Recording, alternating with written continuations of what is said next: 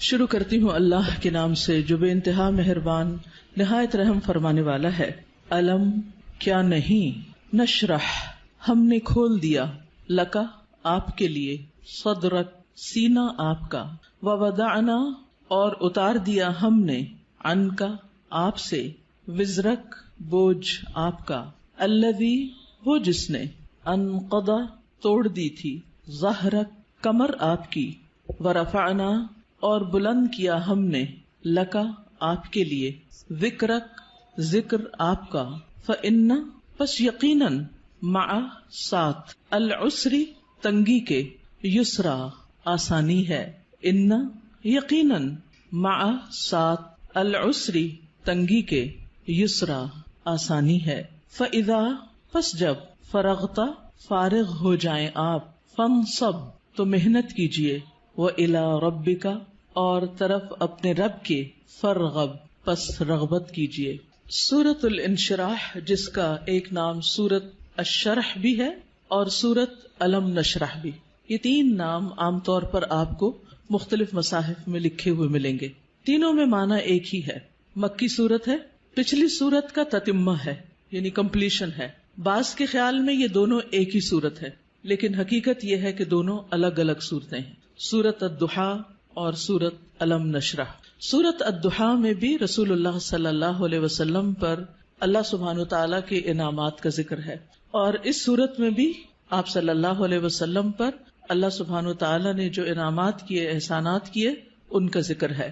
سورۃ الضحیٰ میں حسی انعامات، ظاہری انعامات، نظر آنے والی چیزیں، ان کا ذکر ہے، اور سورۃ الشرح میں معنوی یا نظر نہ آنے والے لیکن حقیقت میں جو اللہ سبحانہ تعالیٰ کے انعامات ہیں، جن کا ذکر آگے آئے گا آج، ان کا ذکر ہے۔ حقیقت یہ ہے کہ کوئی بھی نعمت کسی کو بھی جب ملتی ہے تو اس پر لازم ہوتا ہے کہ وہ اس کا شکر ادا کرے۔ سورۃ الضحیٰ کے آخر میں آپ صلی اللہ علیہ وسلم کو بتا دیا گیا کہ آپ شکر ادا کرنے کے لیے کیا کیا کریں۔ کیا بتایا گیا؟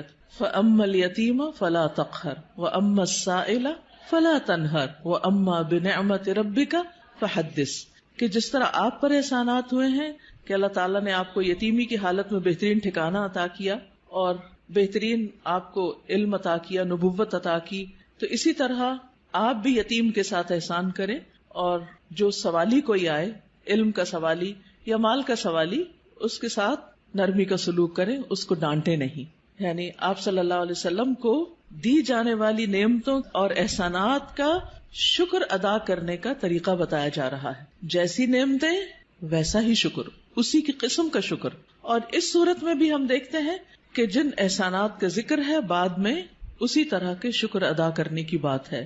اور یہاں چونکہ مانوی نعمتیں ہیں، جیسے وحی الہی ہے، اور اللہ سبحانہ تعالیٰ نے آپ کے لیے جو آسانیاں کی اور آپ کا ذکر خیر جو بلند کیا، تو اس پر آپ کو حکم دیا جا رہا ہے کہ آپ اپنے رب کی طرف توجہ کیجئے، اس کی عبادت کیجئے، جب فارغ ہو جائیں تو بھی اپنے رب کی طرف رغبت کیجئے۔ انسان جب کسی بھی نعمت کا شکر ادا کرتا ہے تو اللہ تعالیٰ کا وعدہ ہے کہ وہ اس نعمت کو بڑھا دیتا ہے اور زیادہ عطا کرتا ہے۔ ہمیں بھی اللہ تعالیٰ نے مختلف طرح کی نعمتیں اور ٹیلنٹس دے رکھے ہیں۔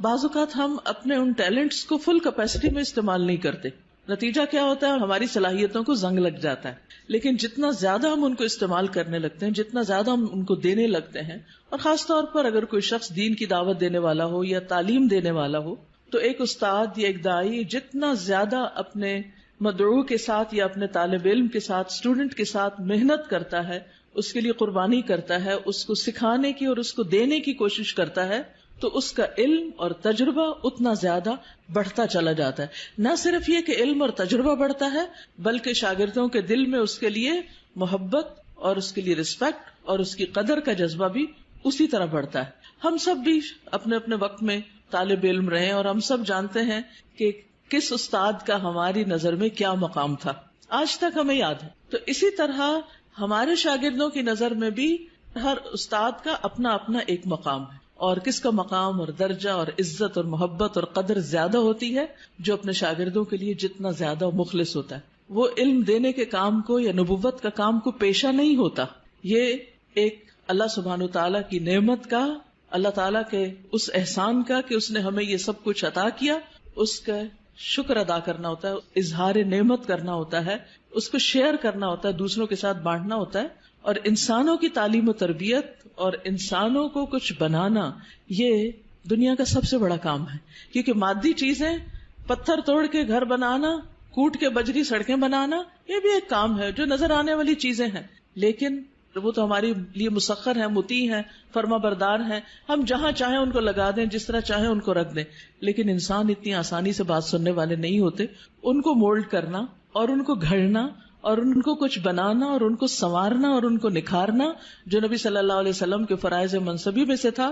اور یہی آپ کے بعد ہر استاد کی ذمہ داری ہے کہ وہ طالب علموں کو صرف انفارمیشن ٹرانسفر کرنے والا نہ ہو، بلکہ ان کے اندر کے پوٹینشل کو، ان کی صلاحیت کو، ان کے اندر پائی جانے والی مختلف جو قوتیں ہیں ان کو نکھارنے اور معاشرے کے لیے اور خود اس شخص کے لیے زیادہ سے زیادہ مفید بنانے والی. اور یہ کام والدین کے بعد استاد ہی کرتا ہے، اور یہ اس کی بہت بڑی ذمہ داری ہوتی. تو اس پس منظر کو سامنے رکھتے ہوئے ہم اس سورت کا انشاءاللہ مطالعہ کریں گے کہ ہمیں کیا کرنا ہے. سوال یہ پیدا ہوتا ہے کہ کیا یہ احکامات جو اس سورت کے اندر آئے ہیں صرف نبی صلی اللہ علیہ وسلم کے لیے خاص ہیں، یا اس کے بعد ان لوگوں کے لیے بھی جو آپ کے طریقے پر چلنے والے ہوں اور آپ ہی کے کام کو آگے لے کر بڑھنے والے ہوں. تو حقیقت یہ ہے کہ یہ سب کے لیے ہیں، آپ کے لیے خاص اور ہمارے لیے عمومی طور پر. تو آئیے دیکھتے ہیں سورت کو. اللہ سبحانہ وتعالیٰ فرماتے ہیں الم نشرح لک صدرک. الم کیا نہیں، سوالیہ انداز ہے اور یہ یقیناً کے معنوں میں ہے، قد کے معنوں میں. نشرح ہم نے کھول دیا.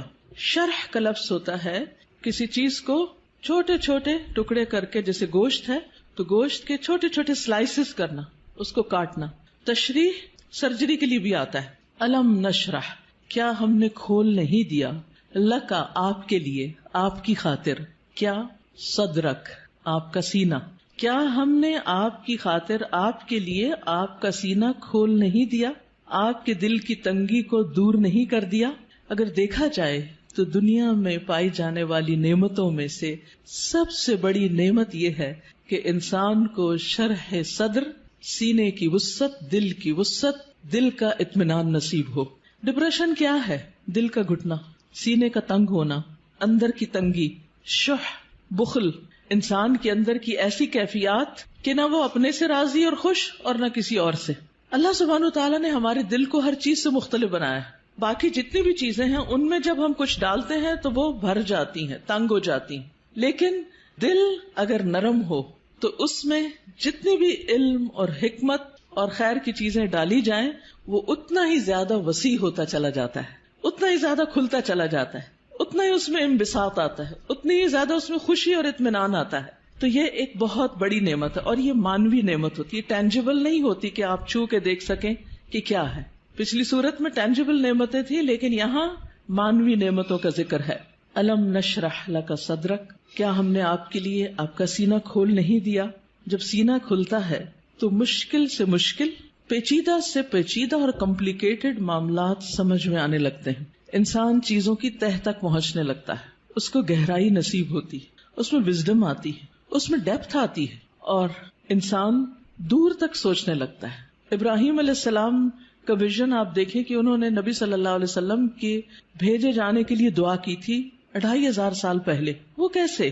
ان کو یہ ضرورت کیوں محسوس ہو گئی، اور انہوں نے اپنی دعا میں یہ دعا کیوں شامل کی کہ اللہ ان کے اندر سے ایک شخص ایسا اٹھانا جو ان کی تعلیم و تربیت کرے.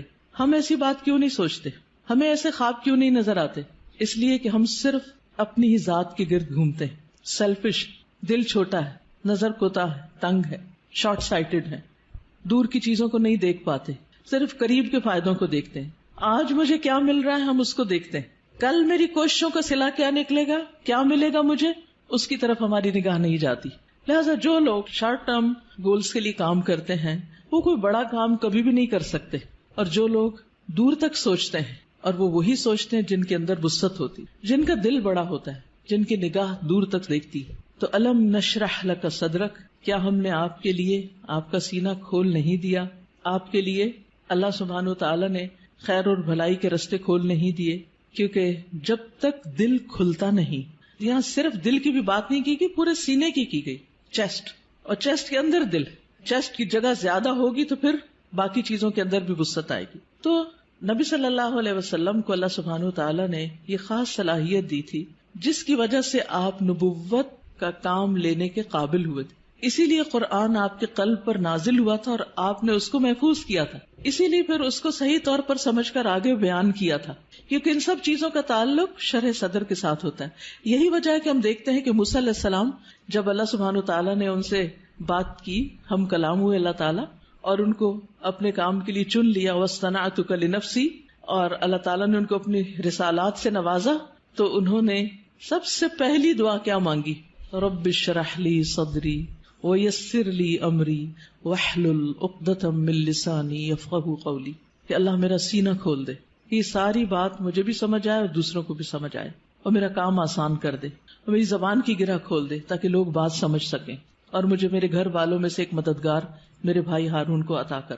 تو بہرحال اللہ سبحانہ تعالیٰ جس کے ساتھ بھلائی کا ارادہ کرتا ہے، من یرد اللہ بہ خیرا یفقہہ فی الدین، اور پھر افمن شرح اللہ صدرہ، کیا بھلا وہ جس کا سینہ اللہ نے کھول دیا، فہو علی نور من ربہ، اور وہ اپنے رب کی طرف سے ایک نور پر ہو. تو جس کا سینہ اللہ تعالیٰ کھول دے، اور خصوصاً جس کو اللہ ہدایت دینا چاہتا ہے، صحیح راستہ دکھانا چاہتا ہے، تو اس کے بارے میں کیا فرمایا؟ من یرد ان یہدیہ یشرح صدرہ للاسلام، جس کو اللہ ہدایت دینا چاہتا ہے اس کا سینہ اسلام کے لیے کھول دیتا ہے، اس کو وسعت عطا کر دیتا ہے، اس کے دل میں پھر اسلام کی محبت پیدا ہو جاتی، وہ اس کے لیے کچھ کرنا چاہتا ہے. اور ساری قربانیاں اس کے بعد ہی ہوتی ہیں جب انسان کا سینہ کھل جاتا ہے. اور پھر آپ دیکھیں کہ سینہ تنگ کب ہوتا ہے، دل تنگ کب ہوتا ہے؟ جب لوگ ہم پہ باتیں کرتے، جب لوگ ہمیں ہرٹ کرتے ہیں، تو پھر ان کی طرف سے ہمارا دل تنگ ہو جاتا، پھر ہم معاف نہیں کر سکتے، پھر ہم اپنے دل میں حسد اور بغض اور ان چیزوں کو بھر لیتے ہیں، پھر ہم ان لوگوں کے ساتھ خیر اور بھلائی نہیں کر سکتے. لیکن آپ دیکھیے کہ پیغمبروں کو لوگوں نے کون سا لقب ہے جو نہیں دیا، ساحر، کاہن، مجنون، شاعر، نہ جانے کیا کچھ. لیکن کیا انہوں نے ان باتوں کو دل میں رکھا اور لوگوں سے انتقام لیے اور جوابی کارروائیاں کی، یا ان کو معاف کر کے پھر بھی ان کی ہدایت کی دعائیں کرتے رہے؟ جنہوں نے پتھر مارے طائف کے سفر پر، آپ نے ان کے لیے کیا کیا؟ ان کے لیے بھی دعائیں کی. ہر موقع پر، نہ صرف یہ کہ نبی صلی اللہ علیہ وسلم نے، بلکہ باقی پیغمبروں میں.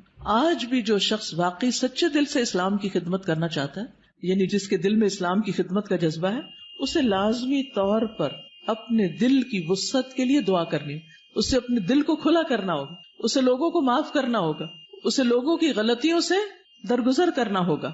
اس کے علاوہ بعض لوگوں نے اس کا یہ معنی بھی بیان کیا ہے کہ نبی صلی اللہ علیہ وسلم کا شق صدر کیا گیا تھا، آپ کے سینے کو واقعی لٹرلی کھولا گیا تھا 2 مرتبہ، ایک دفعہ بچپن میں اور ایک دفعہ بڑے ہو کر معراج کے موقع پر.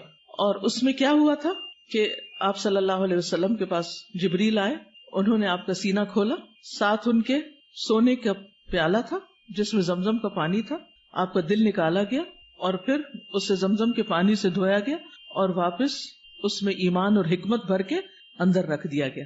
تو لٹرلی بھی آپ کے سینے کو کھول کر آپ کو، یعنی کہ آپ کے دل کو صاف کر دیا گیا، اور اس میں کسی کے لیے کسی طرح کبھی کوئی حسد، بغض اور کوئی بھی چیز باقی نہ رہی. اور آج اسی چیز کی ہم سب کو بھی ضرورت ہے کہ ہمارے دلوں میں کسی کے لیے کوئی نفرت اور کوئی بھی حسد اور بغض نہ ہو، لوگوں کو معاف کرنا جانے اور خوش رہیں، مطمئن رہیں. ایسے ہی دلوں کے اندر ایمان آتا ہے، ایمان بڑھتا ہے، ایمان کی زینت ہوتی ہے، اور پھر ایسے ہی لوگوں کو ہدایت ملتی ہے، حق کی معرفت ملتی ہے. تو الم نشرح لک صدرک، جب سینہ کھلتا ہے تو انسان تقدیر پر بھی راضی ہو جاتا ہے. انسان چھوٹی چھوٹی باتوں کو لے کے بیٹھ نہیں جاتا، انسان اپنے وقت کو ضائع نہیں کرتا، انسان تقدیر پر راضی ہو جاتا ہے. انسان کا پھر عبادت میں دل لگتا ہے، عبادت کی طرف لپکتا ہے، عبادت کی طرف دوڑتا ہے. نماز پھر قرۃ عین لگتی ہے، آنکھوں کی ٹھنڈک لگتی، نماز پھر بوجھ نہیں لگتی. اللہ تعالیٰ کے کسی بھی حکم کو اپنانا مشکل نہیں لگتا، اور یہ صرف اس وقت ہوتا ہے جب انسان کا سینہ کھل جاتا ہے. الم نشرح لک صدرک، اور پھر کوئی بات سمجھنے میں رکاوٹ نہیں آتی. انسان بنا کہے دوسروں کی باتیں سمجھنے لگتا ہے، اسے دوسروں کی ضروریات نظر آنے لگتی ہیں، وہ دوسروں کی کیئر کرنے لگتا ہے. دوسری نعمت جس کا ذکر کیا گیا، وَوَضَعْنَا عَنْكَ وِزْرَكَ، اور ہم نے اٹھا دیا آپ سے، ہٹا دیا آپ سے، وزرک آپ کا بوجھ. وضع عن کا مطلب ہوتا ہے کسی چیز کو اٹھا لینا، اور وزر کہتے ہیں بھاری بوجھ کو. اور وزر قرآن مجید میں گناہ کے معنی میں بھی آتا ہے، ذنب کے معنی میں بھی. اب یہاں نبی صلی اللہ علیہ وسلم سے ان کے بوجھ ہٹا دیے گئے. اور یہاں پر آپ دیکھیں سورۃ الضحیٰ میں جو انداز تھا وہ کیا تھا کہ الم یجد کا یتیمن، سیکنڈ پرسن، الم یجد کا یتیمن، کیا اس نے آپ کو یتیم نہ پایا، فآوا ووجدک ضالا فہدی ووجدک عائلا فاغنی. لیکن یہاں زیادہ پرسنل انداز ہے، ووضعنا عنک وزرک، ہم نے آپ کا بھاری بوجھ آپ سے ہٹا دیا. اس بوجھ سے مراد کیا ہے؟ اس کے کئی معنی لیے گئے ہیں. نمبر ایک یہ کہ آپ کے دل پر نبوت سے پہلے جو ایک خاص بوجھ تھا، آپ کے ذہن میں کچھ سوالات تھے جن کا آپ جواب چاہتے تھے، آپ زندگی میں کچھ کرنا چاہتے تھے. آپ صلی اللہ علیہ وسلم اسی لیے شہر کو چھوڑ کر پہاڑ پر چلے جاتے، ہرا میں چلے جاتے تھے. تو جب اللہ سبحانہ وتعالیٰ نے آپ کو قرآن دیا، نبوت دی، تو آپ کے سوالوں کے جواب آپ کو ملنے لگے اور آپ کے بوجھ آپ سے دور ہو گئے. اسی طرح یہ معنی بھی کیا جاتا ہے کہ آپ صلی اللہ علیہ وسلم پر جو وحی کے نازل ہونے کے بعد ایک خاص کیفیت طاری ہو گئی تھی، آپ کے اندر ایک خوف کی کیفیت تھی. آپ واپس گئے اور آپ اپنی بیوی سے کہنے لگے کہ آپ مجھے کمبل اڑا دیں، چادر اڑا دیں. اور پھر حضرت خدیجہ جو تھی انہوں نے آپ کی کیئر کیا، آپ کا خیال رکھا. آپ کو اللہ تعالیٰ نے بہترین مددگار دیے. آپ کے پیغام پر سب سے پہلے حضرت خدیجہ ہی ایمان لے آئیں. پھر اسی طرح حضرت ابو بکر جو آپ کے دلی دوست تھے وہ آپ پر ایمان لے آئے. تو یہ جو وحی کی کیفیت تھی اور یہ جو فرشتے کو دیکھ کر آپ پر ایک خوف اور ایک بوجھ پڑ گیا اور آپ پر ایک پریشانی آ گئی، اور پھر کچھ عرصے کے لیے جیسے وحی کا سلسلہ منقطع بھی ہوا، اس میں بھی آپ پر پریشانی آئی. تو اللہ سبحانہ تعالیٰ نے وہ سارے بوجھ آپ سے ہٹا دیے، وہ پریشانیاں آپ کی دور کر دی. اسی طرح یہ معنی بھی کیا جاتا ہے کہ نبوت سے پہلے کے 40 سال جو آپ کے اللہ تعالیٰ کی عبادت میں نہیں گزرے تھے، جس کا آپ کو ملال تھا، تو وہ کیفیت بھی آپ سے دور کر دی گئی. پھر اسی طرح یہ معنی بھی کیا گیا ہے کہ خلاف اولا جو کام آپ سے ہوئے، خلاف اولا کا مطلب یہ ہوتا ہے کہ پیغمبر کا درجہ اور مقام بہت بڑا ہوتا ہے. جیسے ایک مقولہ ہے نا کہ حسنات الابرار سیئات المقربین، جو نیک لوگوں کی نیکیاں ہوتی ہیں وہ مقربین کے غلطیاں شمار ہوتی ہیں. یعنی جو اللہ کے خاص اور مقرب بندے ہوتے ہیں ان کے لیے سٹینڈرڈ بہت ہائی ہے کہ ان کا اخلاق بھی عظیم ترین ہو اور ان سے چھوٹا سا بھی کوئی قصور، کوتاہی، کمی بیشی نہ ہو. لیکن نبی صلی اللہ علیہ وسلم انسان بھی تھے. جیسے عبس وتولی میں آیا کہ ایک شخص آپ کے پاس آیا کچھ پوچھنے کے لیے، آپ نے تھوڑی سی اس سے بے رخی برتی. تو یہ بے رخی کیا تھی؟ یہ اللہ سبحانہ تعالیٰ کی نگاہ میں ایک قصور تھا آپ کا. تو وزر کا معنی قصور بھی کیا گیا ہے. تو اللہ تعالیٰ نے وہ بھی آپ کا اگلے پچھلے سب قصور معاف کر دیے اور آپ کے بوجھ آپ سے ہٹا دیے. وَوَضَعْنَا عَنْكَ وِزْرَكَ الَّذِي أَنْقَضَ ظَهْرَكَ، وہ جس نے آپ کی کمر توڑ دی، یعنی آپ کو جس کا بہت زیادہ بوجھ محسوس ہوتا تھا. نقیض ہوتا ہے کسی چیز کو اس طرح توڑنا کہ اس میں سے کڑکڑانے کی آواز ہو، یعنی کڑکڑاہٹ. جیسے چارپائی کے اوپر اگر زیادہ لوگ بیٹھ جائیں تو کیا ہوتا ہے، یا کبھی کرسی کے اوپر کوئی بھاری شخص بیٹھ جائے تو اس کے اندر سے جو آواز نکلتی ہے نا، تو وہ کیا کہلاتی ہے؟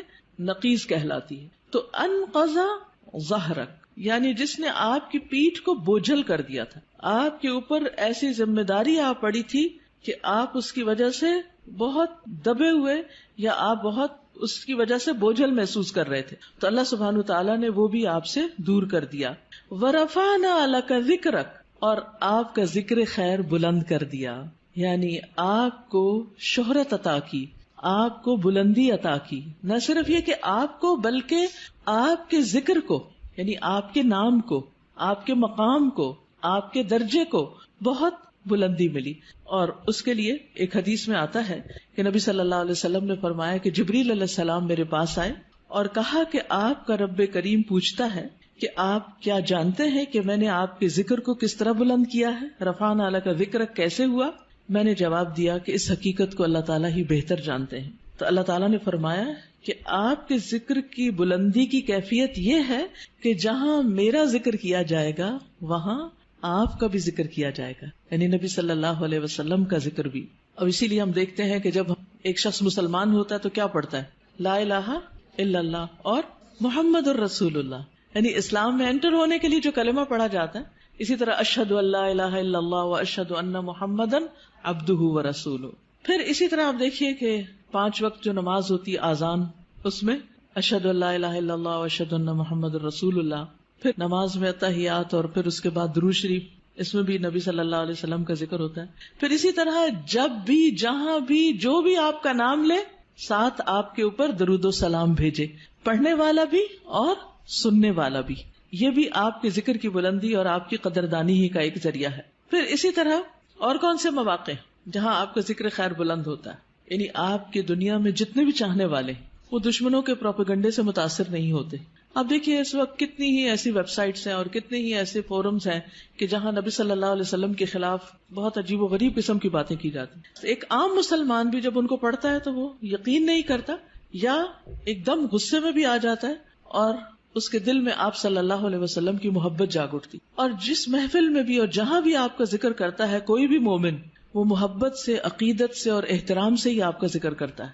پھر اسی طرح آپ دیکھیے کہ دنیا میں شاید ہی کوئی ہو کہ جس کو آپ کے بارے میں علم نہ ہو، آپ کی خبر نہ ہو. اور کوئی بھی شخص، خواہ وہ یہودی ہو یا عیسائی ہو یا کوئی اور ہو، اس وقت تک مسلمان نہیں ہو سکتا جب تک کہ وہ آپ پر ایمان نہ لائے. آپ کی نبوت قیامت تک کے لیے ہے. آپ پر جو کتاب نازل ہوئی قرآن مجید وہ ہمیشہ کے لیے محفوظ ہے. باقی انبیاء کے معجزات ان کے ساتھ ہی دنیا میں سے ختم ہو گئے، لیکن نبی صلی اللہ علیہ وسلم کا معجزہ کیا ہے؟ قرآن مجید. یعنی جہاں قرآن کا ذکر آتا ہے وہاں آپ کا ذکر آتا ہے کہ آپ پر نازل ہوا. اور پھر اس طرح بھی آپ کا ذکر خیر ہوتا ہے، آپ کے درجات میں بلندی ہوتی ہے. جمعے کو خطبہ دیا جاتا ہے یا کوئی بھی لیکچر دیا جاتا ہے تو ہم شروع میں کیا کہتے ہیں؟ نحمدہ ونصلی، اللہ کی حمد و ثنا اور نبی صلی اللہ علیہ وسلم کا ذکر، آپ پر درود و سلام. آپ صلی اللہ علیہ وسلم کی باتیں جو ہیں ان کو جس طرح محفوظ کیا گیا اور اس کے لیے جو کوششیں ہوئی اور لاکھوں لوگوں نے اس میں جو محنتیں کی، وہ بھی آپ صلی اللہ علیہ وسلم کی شان کو بلند کرنے کا ذریعہ ہے. کیونکہ آپ کا کلام باقی لوگوں کے کلام سے بہت مختلف، یعنی آپ کی جو گفتگو تھی، آپ کی جو احادیث ہیں، اوتی تو جوامع الکلم، اور اسی طرح کچھ اور بھی خصوصیات، یعنی اس پر کتابیں بھی لکھی گئی ہیں کہ نبی صلی اللہ علیہ وسلم کے خاص خصائص کیا تھے جس کی وجہ سے آپ کا درجہ باقیوں کے مقابلے میں بلند ہے. وَرَفَعْنَا لَكَ ذِكْرَكَ، اب کرنا کیا چاہیے؟ فَإِنَّ مَعَ الْعُسْرِ يُسْرًا، آپ کو تسلی دی جا رہی کہ یقیناً تنگی کے ساتھ آسانی بھی ہے. تنگی کیا تھی؟ یعنی آپ صلی اللہ علیہ وسلم جب نبوت کا کام کرتے تھے، یعنی لوگوں کو اسلام کی طرف بلاتے تھے، تو لوگ آپ کی بات نہیں مانتے تھے. خصوصاً مکہ میں، یہ سورت مکی ہے، مکہ میں آپ کی بہت مخالفت ہوتی تھی. تو اس میں آپ دیکھیے کہ نبی صلی اللہ علیہ وسلم کو تسلی دی جا رہی ہے کہ عسر کے ساتھ یسر بھی ہے، ساتھ ہی ہے. یعنی جہاں تنگی ہے وہیں آسانی بھی ہے. یہ نہیں کہا کہ تنگی کے بعد آسانی ہے، بلکہ جہاں مشکل ہوگی وہاں آسانی بھی ہوگی. یعنی جب آپ لوگوں کو اسلام کی بات بتائیں گے تو کچھ لوگ انکار کریں گے، لیکن اس کے ساتھ ساتھ کچھ لوگ اس دعوت کو قبول بھی کریں گے. وہ آپ کے ساتھی بنتے چلے جائیں گے، آپ کے مددگار ہوں گے، آپ کے سپورٹرز ہوں گے، آپ کے ساتھ بڑے بڑے کام کریں گے مل کر. تو یہ آپ کے لیے آنکھوں کی ٹھنڈک ہوں گے، آپ کے لیے خوشی کا سبب ہوں گے. لیکن یہ خوشی کب نصیب ہو سکتی ہے؟ جب آگے بڑھ کر آپ ان کو اسلام کی طرف بلائیں گے اور ان کو دین کی تعلیم دیں گے. تو آپ دیکھیے کہ نبی صلی اللہ علیہ وسلم کے لیے بھی اس میں سبق ہے اور ہم سب کے لیے بھی. فَإِنَّ مَعَ الْعُسْرِ يُسْرًا، اور پھر إِنَّ مَعَ الْعُسْرِ يُسْرًا، تکرار ہے، یقیناً تنگی کے ساتھ آسانی. اس میں آپ دیکھیے دونوں لفظ جو ہیں ان میں ایک کے ساتھ ال آیا ہے اور ایک تنوین کے ساتھ آیا. ال جو ہے جب کسی لفظ پر آ جاتا ہے تو وہ لفظ کیا ہو جاتا ہے؟ خاص، پراپر ناؤن ہو جاتا ہے، یعنی کسی خاص چیز کی طرف اشارہ ہے. لہذا دونوں دفعہ العسر ہے، ان دونوں کا مطلب ایک ہی ہے. لیکن یسرا، یسر کیا ہے؟ یسرن اسم نکرہ، نکرہ میں کیا پایا جاتا ہے؟ میں کئی دن سے اب یہ لفظ دہرا رہی ہوں، کیا پایا جاتا ہے؟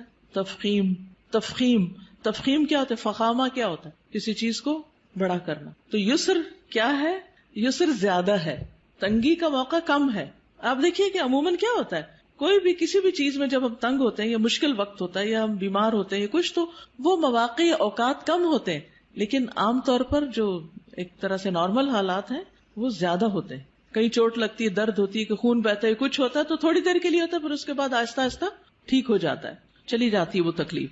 تو فَإِنَّ مَعَ الْعُسْرِ يُسْرًا، إِنَّ مَعَ الْعُسْرِ يُسْرًا. اور اس میں آپ دیکھیے کہ درمیان والا جو عسر ہے اس کے دونوں طرف یسر کا لفظ ہے، تو اسی لیے کہا گیا کہ 2 یسر جہاں اکٹھے ہو جائیں اسر ان پہ غالب نہیں آ سکتا. یعنی آسانیاں 2 ہیں، تنگی 1 ہے، تو 2 جو ہے وہ 1 پہ بھاری ہوں گے. تو تنگی سے آپ نہ گھبرائیں، مشکلات سے آپ نہ گھبرائیں. اور ویسے بھی اللہ سبحانہ وتعالی مشکلات کے بعد آسانی کرتے ہیں. سیجعل اللہ بعد عسر یسرا. لیکن یہ کب ہوگا؟ یہ آسانیاں کب ہوں گی؟ یہ آسانی اس وقت ہوگی جب آپ ایک کے بعد ایک کام کیے چلے جائیں گے، محنت کریں گے. جب تک انسان مشکل میں نہیں پڑتا آسانی نہیں ہوتی. اگر کوئی یہ کہے کہ آسانی کے ساتھ آسانی ہو جائے تو یہ فطرت کا قاعدہ ہی نہیں. مشکل کے ساتھ آسانی. لہذا جو شخص زندگی میں آسانی چاہتا ہے اسے کیا کرنا ہوگا؟ مشکلوں سے گزرنا ہوگا. جو مشکلوں سے گزرتے چلے جاتے ہیں وہ بہادر ہو جاتے ہیں. اگر آپ روز ایکسرسائز کرتے ہیں تو پھر ایک وقت آتا ہے کہ وہ ایکسرسائز بھی آپ کو نہیں تھکاتی اور بڑے سے بڑا بھاری کام وہ بھی آپ کو نہیں تھکاتا کیونکہ آپ کا اسٹیمنا بلڈ ہو چکا ہوتا. لیکن اگر آپ سستی کے مارے لیٹے رہیں، سوئے رہیں، کوئی کام نہ کرے تو کیا ہوگا؟ کیا ہوگا نتیجہ؟ آپ کچھ بھی زیادہ نہیں کر سکیں گے، کولیپس کر جائیں گے، آپ کے مسل ڈیڈ ہو جائیں گے، آپ کوئی بھاری کام نہیں کر سکیں گے. لیکن آپ دیکھیے کہ ایک شخص جس نے بچپن سے بہت مشکلات دیکھی ہوں، بڑے ہو کر اس کا حوصلہ اتنا بلند ہوتا ہے کہ بڑی بڑی باتیں اس کے نزدیک کچھ بھی نہیں ہوتی. وہ کہتے ہیں یہ بھی کوئی بات ہے. لیکن ایک شخص جس کی زندگی بہت آسانیوں میں گزری، اس نے کوئی تنگی کا وقت نہ دیکھا ہو، تو وہ چھوٹی سی مشکل سے بھی بہت زیادہ گھبرا جاتا ہے، اس کا مقابلہ نہیں کر سکتا. اسی طرح جو لوگ اپنا ذہن استعمال کرتے رہتے ہیں، اپنا دماغ استعمال کرتے رہتے ہیں، مثلا میتھمیٹکس ہے یا کوئی بھی سبجیکٹ ہے، آپ اس کو پڑھتے رہیں کرتے رہیں وہ اتنا آسان ہو جاتا ہے کہ پھر آپ کی ٹپس پر آ جاتا، اتنی ہی آپ کے اندر تیزی آ جاتی. لیکن اگر آپ کسی بھی سبجیکٹ کو پڑھنا ہی چھوڑ دیں، پڑھانا ہی چھوڑ دیں، چاہے آپ اس کے ماسٹر ہی کیوں نہ ہو، یا جس سبجیکٹ میں آپ نے ماسٹرز کیا ہو اس میں بھی آپ زیرو ہو جاتے ہیں، کچھ بھی یاد نہیں ہوتا کیونکہ آپ نے اس کو پڑھا نہیں، اس کے لیے تکلیف نہیں اٹھائی. جب اٹھا رہے تھے، جب آپ اسے بہت آگے تھے. تو کوئی بھی چیز زندگی میں تنگی کے ساتھ ہی آسانی کی طرف جاتی ہے، آسانی کے ساتھ آسانی نہیں. اور اس میں آپ دیکھیے کہ مثلا مختلف تکلیفیں انسان پر جب آتی، مثلا بیماری ایک تنگی کی حالت ہے، اس میں آسانی کیا ہوتی؟ کیا کیا آسانیاں ہو جاتی بیماری میں؟ نماز چھوٹی ہو جاتی ہے، لیٹ کے پڑھتے ہیں، تیمم کر لیتے ہیں. کتنے لوگ آپ کا خیال رکھتے ہیں، وہ جو آپ کو دنوں تک نہیں پوچھتے وہ آپ کا حال پوچھنے آ جاتے ہیں، آپ کی عیادت کرنے آ جاتے ہیں، آپ سے ملاقات کرنے آ جاتے ہیں. اور کیا ہوتا ہے؟ دعائیں آپ کی بھی قبول ہوتی ہیں اور دوسرے آپ کے لیے دعائیں کرنے لگتے ہیں. وہ آپ کو جو دعا میں یاد نہیں تھے آپ ان کی دعاؤں میں آ جاتے ہیں اور اتنی زیادہ پھر دعائیں کرتے ہیں. بچہ بیمار ہو جائے تو ماں کی دعاؤں کا حال دیکھیں، ماں بیمار ہو جائے تو بچے کی دعاؤں کا حال دیکھیں. تو یہ ساری آسانیاں کس کے ساتھ ہیں؟ اس ایک بیماری کی مشکل کے ساتھ. ریسٹ بھی ملتا ہے انسان کو، ساری ذمہ داریاں کاموں کو انسان چھوڑ کے سویا رہتا ہے. جو عام طور پر آپ کو سونے کا وقت نہیں ملتا. جو نارمل روٹین میں آپ کام کاج کر رہے ہوتے ہیں وہ ثواب بھی آپ کو ساتھ ساتھ مل رہا ہوتا ہے. فَإِنَّ مَعَ الْعُسْرِ يُسْرًا، إِنَّ مَعَ الْعُسْرِ يُسْرًا. اب کرنے کا کام کیا ہے؟ یسر کب ہوگی؟ فَإِذَا فَرَغْتَ فَانْصَبْ. جب آپ فارغ ہوں تو کیا کریں؟ محنت کریں. یہ عجب کانسیپٹ ہے. ہم جب فارغ ہوتے ہیں، ٹرم ختم ہوتی ہے، سیشن ختم ہوتا ہے، تو پھر ہم ہالیڈیز کرتے ہیں، آرام کرتے ہیں، ریلیکس کرتے ہیں، کام کاج چھوڑ دیتے ہیں، سوئے رہتے ہیں. سنڈے کا دن کیسے گزارتے ہیں؟ کام کم کرتے ہیں. نبی صلی اللہ علیہ وسلم کو کیا حکم دیا گیا؟ فَإِذَا فَرَغْتَ فَانْصَبْ. جب آپ ایک کام سے فارغ ہو جائیں تو دوسرے میں آ جائیں. مثلا اگر آپ جہاد کے کام سے فارغ ہوئے، تعلیم کے کام سے فارغ ہوئے تو اللہ کے ذکر اور نماز اور تہجد کی طرف. آپ دیکھیے کہ سارا دن آپ کے کام ہوتے تھے اور پھر رات ہوتی تھی تو آپ عبادت میں کھڑے ہو جاتے تھے، لیکن اسی سے تو آپ کے درجے بلند ہوئے کہ آپ کو مقام محمود ملا. تو جو شخص محنت کرتا ہے اسی کو بلندیاں ملتی. اور یہی سبق ہم سب کے لیے ہے کہ کام کے بعد آرام نہیں، کام کے بعد کام اور پھر کام اور پھر کام. بس کام کی شکل بدل جائے گی، وہی ریلیکسیشن ہے. کیونکہ جب آپ ایک کام کر کر کے تھکتے ہیں نا تو دوسرا کام شروع کر دیتے ہیں، تو آپ کیا کرتے ہیں؟ اس پہلے کام کی تھکاوٹ سے نکل آتے ہیں اور دوسرے کام کی تھکاوٹ جب دوسرے سے تھکتے ہیں تو آپ پھر ایک اور کام شروع کر دیتے ہیں. تو وہ جو بدل بدل کے آپ کام کرتے رہتے ہیں اس میں آپ کے لیے آسانی ہو جاتی ہے. فن سب کا ایک مطلب نصب کرنا بھی ہوتا ہے، نصب کا مطلب گاڑنا بھی ہوتا ہے. یعنی جب آپ باقی کاموں سے فارغ ہو جائیں تو پھر اللہ کی عبادت کے لیے کھڑے ہو جائیں. آپ کتنا قیام کرتے تھے، کتنا کھڑے ہوتے تھے، پاؤں سوج جاتے تھے. جب آپ کو کہا گیا کہ آپ کے تو اگلے پچھلے سارے گناہ معاف ہو گئے ہیں تو آپ نے کیا فرمایا؟ افلا اکون عبدا شکورا، کیا میں اللہ کا شکر گزار بندہ نہ بنوں؟ ہم شکر کیسے ادا کرتے ہیں؟ صرف زبانی کلامی.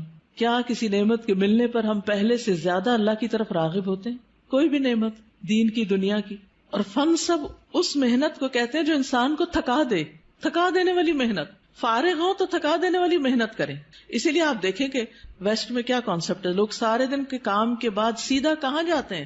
جم جاتے ہیں اور جم جا کے کیا کرتے ہیں؟ ورک آؤٹ کرتے ہیں، وہ پسینہ بہنے لگتا ہے. اور ہم کہاں جاتے ہیں؟ بستر پہ جاتے ہیں، کھانے پہ جاتے ہیں، کام کے بعد کام، سخت محنت. آپ دیکھیے فَإِذَا فَرَغْتَ فَانْصَبْ، اسے کس نے لے لیا؟ جو آج دنیا میں ترقی کر گئے. اور ہم جو الٹے چل رہے ہیں پیچھے ہی جا رہے ہیں. الٹا چلنے والے پیچھے جاتے ہیں.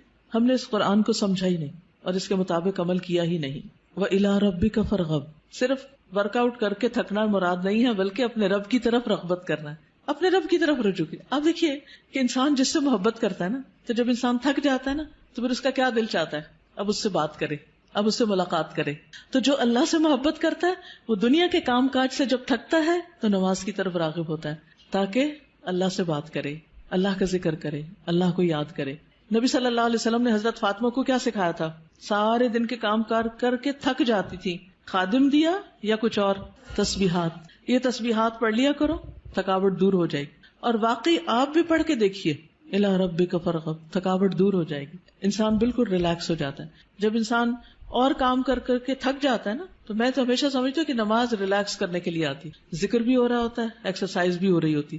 جب آپ پڑھ کے اٹھتے ہیں تو بالکل یوں ریلیف ملتا ہے جیسے وَوَضَعْنَا عَنْكَ وِزْرَكَ، سارے بوجھ اتر گئے، سارے گلے شکوے ختم، جو مشکلات ہیں ان کے لیے دعا کر لی، اللہ تعالیٰ کے آگے رو دھو لیے، دل کے بوجھ بھی اتر گئے، جسمانی بوجھ بھی اتر گئے. ویسے بھی کہ کوئی ہے ہماری سننے والا، تو یہ اسی کو نصیب ہوتا ہے جو اللہ کی طرف رغبت کرتا ہے. اسی طرح بعض اس کا معنی یہ بھی لیا ہے کہ نماز پڑھنے کے بعد پھر آپ ایک دم اٹھ نہ جائیں بلکہ نماز کے بعد کے اذکار کریں.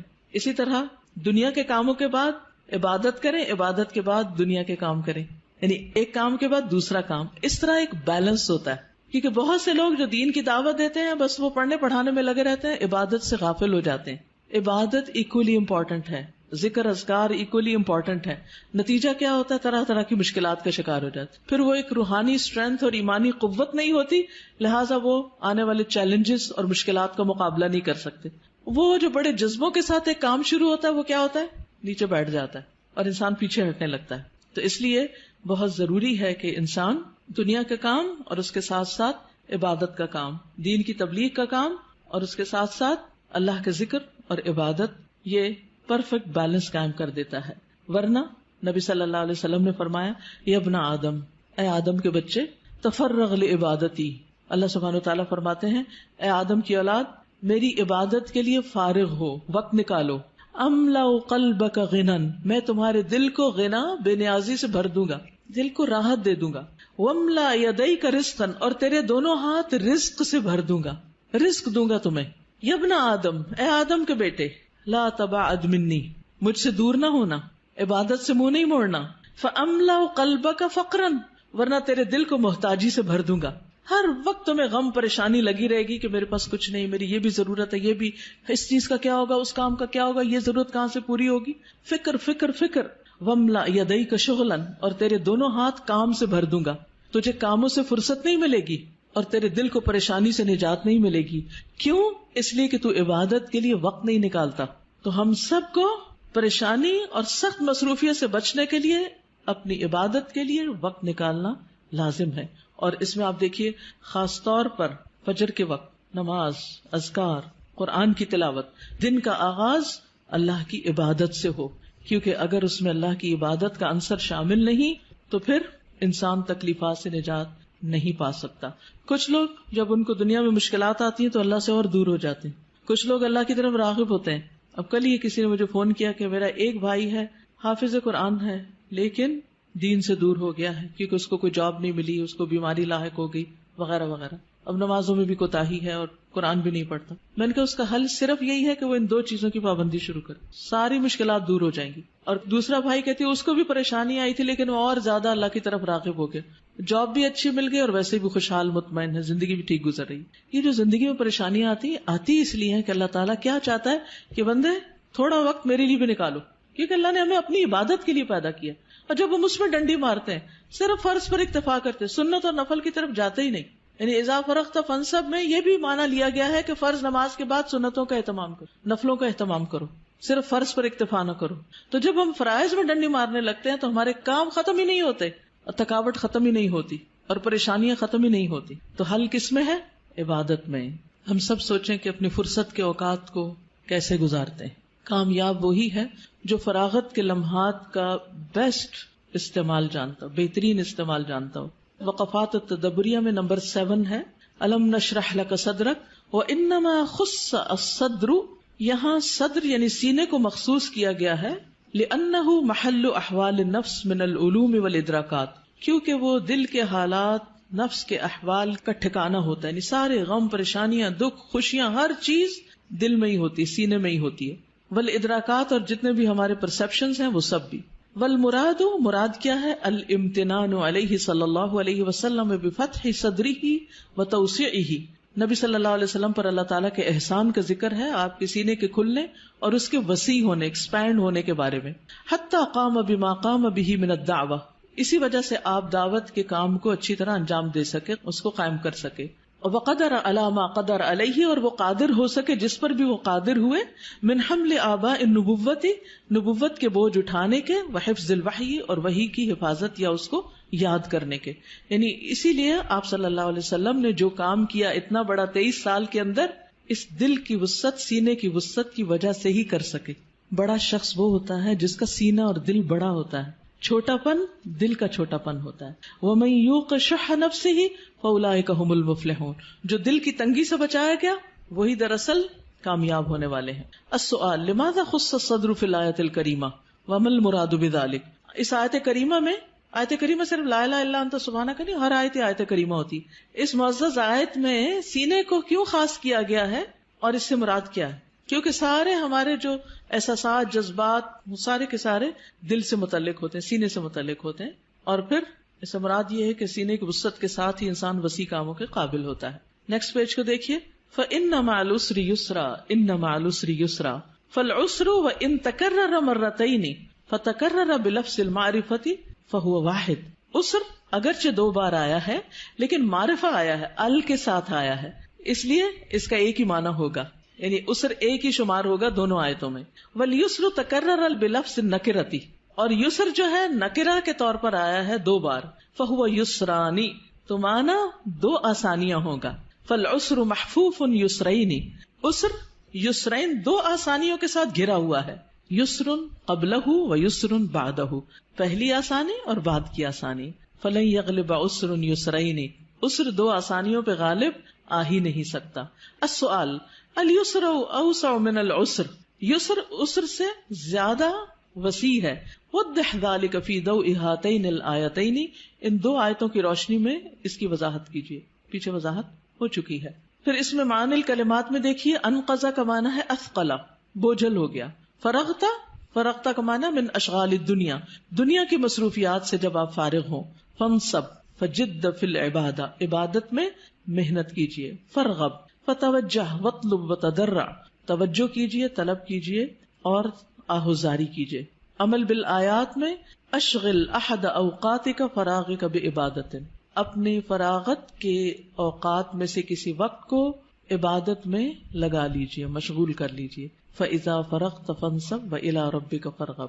ایک چھوٹی سی چیز سیلف انالیسس کے لیے کہ اپنی زندگی میں پائی جانے والی کسی بھی تکلیف یا کسی بھی مشکل کو لکھیں اور پھر اس مشکل کے ساتھ آپ کو کیا کیا آسانیاں ملی یا اس مشکل کی وجہ سے اس کو بھی لکھیں. مشکل کیا ہے اور اس کے ساتھ آسانی کیا ہوئی. دوسری چیز، فارغ وقت کب ہوتا ہے اور اس میں آپ کیا عبادت کر سکتے ہیں. اپنی موجودہ عبادت میں کچھ نہ کچھ مزید انکریز کریں، اضافہ کریں. استاذہ میں یہ سوچ رہی تھی کہ یہ ہمیں واقعی غور کرنا چاہیے، کیونکہ بہت سارے ہمارے ایسے اوقات ہوتے ہیں جو بیسیکلی فارغ ہوتے ہیں لیکن ہم ان کو فارغ سمجھ نہیں رہے ہوتے. جیسے ٹریولنگ کا اگر بہت سارا لمبا ٹائم ہے نا، بالکل، تو ہم یعنی اس میں ہم کتنا کچھ کر سکتے ہیں نا، لیکن ہم اس میں نہیں کرتے کیونکہ ہمارا کچھ پلان نہیں ہوتا کہ ہم نے اس میں کچھ پڑھنا ہے یا کچھ ذکر کرنا ہے یا کچھ عبادت کرنا ہے. یہ ہمارے ہی ملک میں ہے عام طور پر، افسوس کے ساتھ اس وقت کے ہم مسلمانوں کی حالت ہے. ورنہ اگر آپ ویسٹ میں جائیں، کسی بس میں ٹریول کریں، ٹرین میں کریں، لوگ نیوز پیپرز، کتابیں، مختلف چیزیں پڑھتے ہی نظر آئیں گے. ہر شخص کچھ نہ کچھ کر رہا ہوگا، یعنی سفر کے وقت کو استعمال کرنا. اسی طرح کسی بھی انتظار کے وقت کو، ڈاکٹر کے پاس انتظار کر رہے ہیں، گاڑی کے آنے کا انتظار کر رہے ہیں، کسی شخص کا انتظار کر رہے ہیں، اس وقت کو بھی آپ پروڈکٹیو بنائیں.